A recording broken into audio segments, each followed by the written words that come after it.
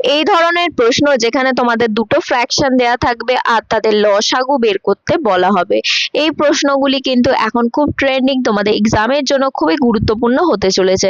যখনই এরকম ফ্র্যাকশন দেয়া থাকবে, দেখো এখানে দুটো ফ্র্যাকশন দেয়া আছে, একটা হচ্ছে 2/3 আর একটা কি দেয়া আছে 6/7। সব থেকে প্রথমে তোমাদেরকে দেখতে হবে ওপর নিচে কোনো কিছু কাটাকুটি যাচ্ছে কি না। দেখো 2 আর 3 এর মধ্যে কিছু কাটাকুটি যাচ্ছে না, 6 আর 7 এর মধ্যে কোনো কিছু কাটাকুটি যাচ্ছে না, মানে এরা কো prime number.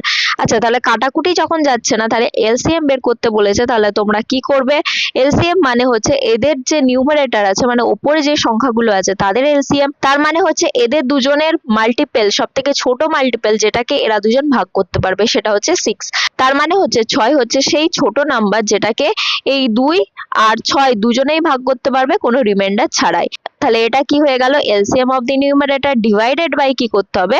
HCF of the denominator, মানে হচ্ছে এদের গসাগু, বা বলতে পারো সব থেকে বড় নাম্বার যেটা এদের দুজনকে ভাগ করতে পারবে।